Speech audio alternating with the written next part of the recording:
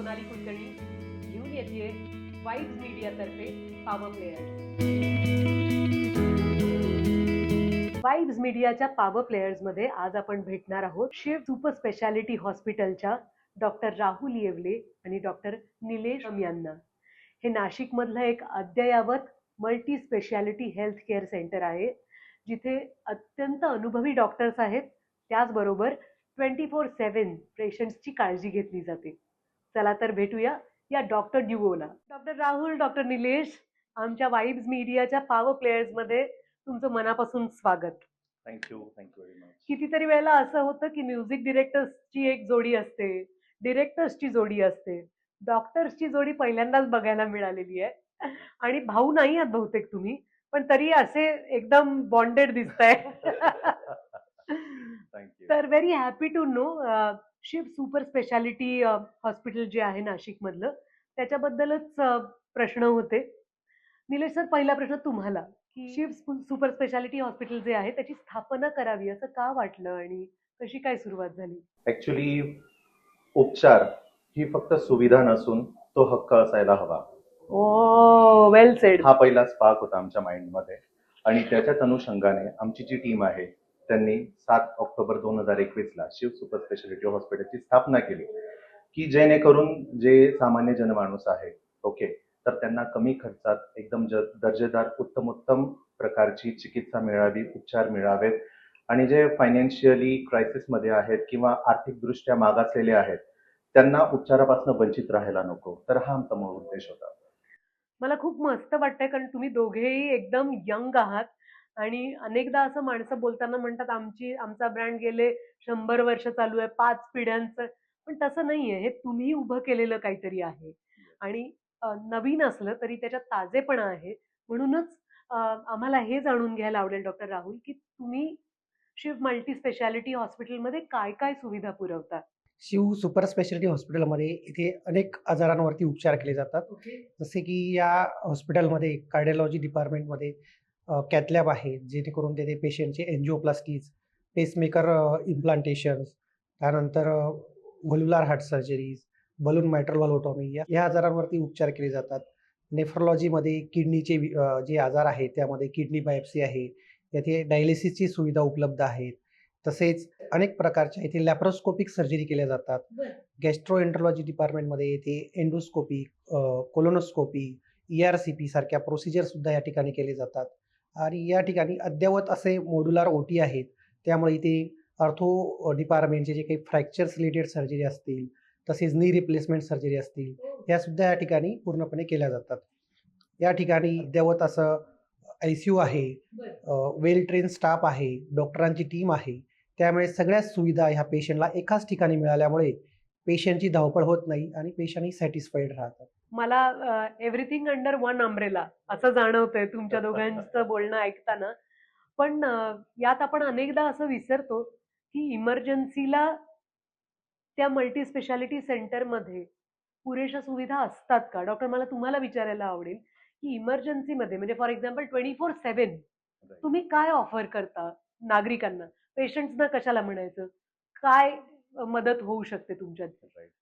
Madam, आता 24/7 जी सुविधा उपलब्ध केली जाते त्याला आपण आपत्कालीन सुविधा म्हणत असतो. बरोबर. ठीक आहे. तर ती ऍक्सिडेंटल पण असू शकते, ती हेल्थ रिगार्डिंग जसं हार्ट अटॅक असू शकतं, ब्रेन स्ट्रोक असू शकतं. There are variety of emergencies. Correct. Okay. तर याच्यामध्ये सगळ्यात महत्वाची, तुम्ही जर ऐकलं असेल तर गोल्डन अवर हा शब्द ऐकला असेल, तर कुठलाही इन्सिडन्स घडल्यानंतर 60 मिनिटापर्यंतचा वेळ असतो. ओके. जर तो इन्सिडन्स घडल्यानंतर त्या 60 मिनिटाच्या आत जर रुग्ण योग्य त्या हॉस्पिटलला जाऊन योग्य ते ट्रीटमेंट जर घ्यायला सुरुवात करत असेल तर नक्कीच त्याचा वेळ आणि जीव या दोघंही वाचवणं आपल्याला शक्य होतं. त्याच्यामुळे याच्यासाठी आपल्याला वेल इक्विप्ड OT सगळ्यात महत्वाची असते, ब्लड बँक महत्वाची असते, त्याच्यानंतर तज्ज्ञ डॉक्टरांची टीम महत्वाची असते. याच्या भरोशावरच कुठलाही रुग्ण आपण ट्रीटमेंट करू शकतो आणि बराही करू शकतो. तुम्हाला माहितीये, माझ्या क्षेत्रात गोल्डन आवर म्हणजे संध्याकाळचे जे किरण असतात, जेव्हा सूर्य अजून पूर्ण मावळला नाहीये आणि अजून हलकासा प्रकाश आहे, पण तो असा फार सुंदर लाईट असतो, गोल्डन लाईट. तर आमच्यासाठी तो गोल्डन आवर असतो. पण तो पोएटिक अर्थ वजा करता एखाद्या पेशंटच्या दृष्टीने अत्यंत महत्वाचा असा जो गोल्डन आवर आहे त्याची काळजी तुमच्याकडे घेतली जाते. नक्कीच. बरं. डॉक्टर, आम्ही अनेक शासकीय योजनांबद्दल ऐकत असतो. उदाहरणार्थ महात्मा ज्योतिबा फुलेंच्या नावानी एक वैद्यकीय योजना आहे. त्यानंतर आयुष्यमान भारत अशी एक योजना आहे. तर या ज्या योजना आहेत त्या फक्त सरकारी हॉस्पिटल्समध्येच असतात का शिव सुपर स्पेशालिटीमध्ये पण आम्हाला बघायला मिळतील? Yes ma'am, Shiv super speciality hospital येथे महात्मा फुले जन आरोग्य योजना आहे, पंतप्रधान जन आरोग्य योजना आहे, आयुष्यमान भारत कार्ड, या सगळ्या ज्या योजना आहेत ह्या उपलब्ध आहेत 2021 पासून. आणि ह्या योजनेच्या अंतर्गत आतापर्यंत असंख्य रुग्णांनी की ज्यांच्याकडं पेइंग कॅपॅसिटी नव्हती, आर्थिक परिस्थिती त्यांच्यासाठी हां, नव्हती, त्यांनी अशा रुग्णांना बराच फायदा झालेला आहे. आणि या हॉस्पिटलमध्ये नाशिकमध्येच मर्यादित नसून नाशिकच्या बाहेरील रुग्ण या ठिकाणी येऊन या योजनेचा फायदा घेत आहेत. त्यामुळे शिव सुपर स्पेशालिटी हॉस्पिटल नाशिककरांपुरताच मर्यादित नसून ते आजूबाजूच्या एरियासाठी सुद्धा उपयुक्त ठरत आहे आणि रुग्णांसाठी एक वरदानच ते आहे. किती महत्वाची गोष्ट आहे. कारण काय आहे, आपल्याकडे कितीही पैसे असले तरी आपल्याकडे चांगले डॉक्टर नसतील, चांगलं मार्गदर्शन नसेल तर त्या पैशाचा काय उपयोग आहे? त्यामुळे जर तुमच्यासारखी भूमिका घेऊन प्रत्येकाने आपलं टॅलेंट किंवा आपलं कौशल्य रुग्णांना ऑफर केलं तर किती मदत होऊ शकते अनेक कुटुंबांना. डॉक्टर, मला एक जाणून घ्यायचंय की इंडस्ट्रियल वर्कर्स जे असतात त्यांचा कधी कधी विमा काढलेला नसतो किंवा रुरल एरियातल्या कितीतरी माणसांना हेल्थचा विमा म्हणजे काय हेच माहिती नसतं. अशा इन्शुरन्स नसलेल्या रुग्णांसाठी तुम्ही काय मार्गदर्शन करता किंवा मदत करता? मॅडम, भौगोलिकदृष्ट्या जर माझ्या हॉस्पिटलबद्दल हा विचार करायला झाला तर हा एकदम संयुक्तिक प्रश्न वाटतो मला. कारण surprisingly Shiv super speciality hospital हे नाशिकच्या ज्या प्रमुख 2 MIDC आहेत, सातपूर MIDC आणि अंबड MIDC, ह्या दोनही MIDCच्या एकदम सेंटरला आपले शिव सुपर स्पेशालिटी हॉस्पिटल आहे. की जेणेकरून तिथे कुठल्याही प्रकारची जर इमर्जन्सी येते, मग त्याच्यात इंडस्ट्रियल ट्रॉमा असू देत, काही वैद्यकीय आपत्कालीन परिस्थिती असू देत किंवा मग मास कॅज्युअल्टी असू देत, तर त्यावेळेला आपलं हॉस्पिटल त्यांना इझिली अप्रोचेबल आहे.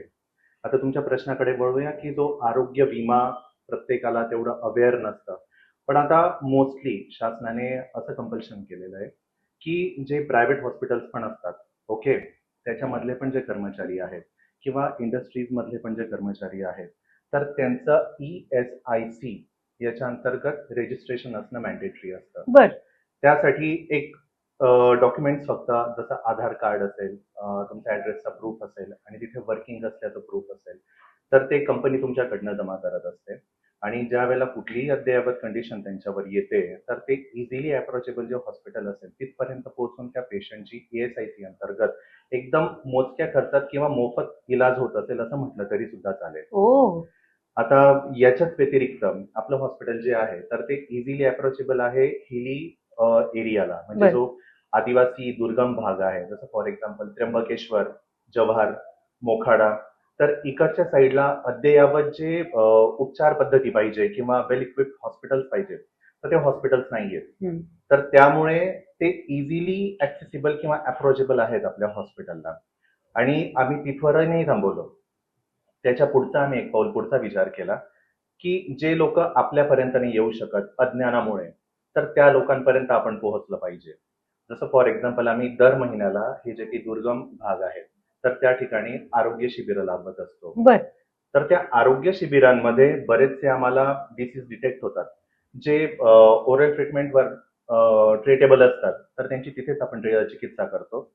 आणि ज्यांना हॉस्पिटलमध्ये ऍडमिट राहून किंवा फर्दर काही बिगर मॅनेजमेंट करण्याची गरज आहे किंवा सर्जिकल मॅनेजमेंट करण्याची गरज आहे, तर मग त्यांना आपल्याच हॉस्पिटलद्वारे मोफत अँब्युलन्स सुविधा उपलब्ध करून आपण त्यांना हॉस्पिटलपर्यंत आणून जे शासनाचे प्रमुख उपक्रम आपण बोललात, महात्मा ज्योतिबा फुले जन आरोग्य योजना किंवा प्रधानमंत्री जन आरोग्य योजना किंवा आयुष्यमान भारत कार्ड, याच्या थ्रू आपण त्यांचा ट्रीटमेंट करण्याचा प्रयत्न करतो.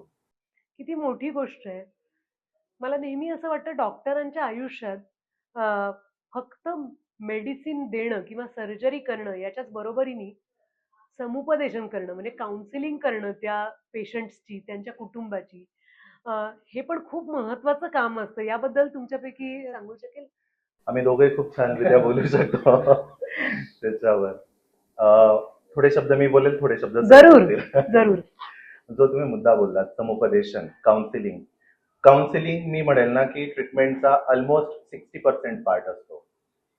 कारण ज्या वेळेला कुठलाही रुग्ण एखाद्या हॉस्पिटलमध्ये एंटर करतो, प्रायव्हेट हॉस्पिटलमध्ये, तर त्याच्या मनात अशी धारणा असते की अरे एवढं मोठं इन्फ्रास्ट्रक्चर आहे, इथे गेल्यानंतर आपल्याला खर्च किती लागेल, बरोबर. तो आपल्याला पेलवणार नाही, मग इथे आपण आपल्या रुग्णाची ट्रीटमेंट करायची का? नाही, तर मग आपण सिव्हिल हॉस्पिटलला जाऊया. पण सिव्हिल हॉस्पिटलपर्यंत पोहोचायला सुद्धा काहींच्या जवळ पैसे नसतात. मग अशा वेळेला जेव्हा आपण रुग्णांना आपलंसं समजून किंवा त्याच्या नातेवाईकांना त्यांची मनस्थिती समजून जर प्रॉपर काउन्सिलिंग करतोय, तर त्यांना आजाराची गंभीरता पण समजते आणि रुग्णाने चिकित्सा इथे राहून पण जरी केली तरी पण त्याचा तेवढा खर्च त्यांना येणारा नाहीये किंवा शासनाद्वारे राबवल्या जाणाऱ्या ज्या योजना आहेत त्याचाही त्यांना कुठल्यारीत्या फायदा होऊ शकतो. बरोबर. याच्याबद्दल जर अवेअर केलं गेलं, प्रॉपर काउन्सिलिंग केलं गेलं, तर मी नक्कीच म्हणतो की प्रत्येक पेशंट एकदम ठणठणीत होऊन बरा होऊन घरी जाणार आणि कोणीच ऍडमिशन डिनाय करणार नाही. बरोबर. तुम्हाला काही बोलायला आवडेल? काउन्सिलिंग हा सगळ्यात महत्वाचा भाग आहे. ज्यावेळेस एखादा पेशंट क्रिटिकल अवस्थेमध्ये असतो आणि तो आपल्या आयसीयू मध्ये येत असतो, त्यावेळेस पेशंटला दररोज जर त्याच्या तब्येतीबद्दल, होणारे बदल, येणारे रिपोर्ट जर आपण वेळोवेळी जर सांगत गेलो, त्यावेळेस पेशंटच्या नातेवाईकांचाही कॉन्फिडन्स वाटतो की डॉक्टर आपल्याला चांगल्या पद्धतीने समजून सांगत आहे. त्यांचा ऍक्सेप्टन्सी पण तयारी होते की अचानक काही परिस्थिती बिघडली, पेशंट बॅड झाला वगैरे झाला, तरी ते पेशंट्स रिलेटिव्ह ऍक्सेप्ट करू शकतात, कारण त्यांना आपण ऑलरेडी एक्सप्लेन केलेलं असतात. कारण की आपले प्रयत्न असतात 100% पेशंट बरे करणार, पण बऱ्याच वेळेस काही गोष्टी पेशंटच्या तब्येतीवरती, पेशंटच्या एजवरती, त्याच्या कोमॉर्बिडिटीवरती पण डिपेंड असतात. बरोबर. आणि त्यातूनच मग ह्या काउन्सिलिंगमध्ये एक फायदा होतो. आणि बऱ्याच वेळेस पेशंटला जर त्याच्या ओन लँग्वेजमध्ये किंवा त्याला आपलंसं म्हणून जर आपण सांगितलं, तर त्याला पण एक डॉक्टर आपल्या घरातले आहे अशी एक भावना निर्माण होते आणि एक डॉक्टर पेशंट रिलेशनशिप तयार होतं आणि त्यामुळे पण पेशंट फ्लो जनरेट होण्यामध्ये आणि पेशंटला चांगली सुविधा मिळण्यामध्ये पण एक फायदा होतो. बरोबर आहे. म्हणजे हे कम्युनिकेशन नक्कीच खूप महत्वाचं ठरतं तुमच्या दोघांच्याही व्यवसायामध्ये.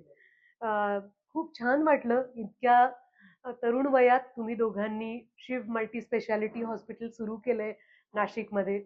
अ, या हॉस्पिटलच्या सुविधांचा लाभ अनेक गरजू माणसांना होत राहो, अशा शुभेच्छा देते. तुमची अशीच प्रगती होत राहो आणि तुमचा माणुसकीला धरून राहण्याचा जो प्रयत्न आहे, तो असाच वृद्धिंगत होत राहो हीच इच्छा. Thank you. Thank you very much ma'am.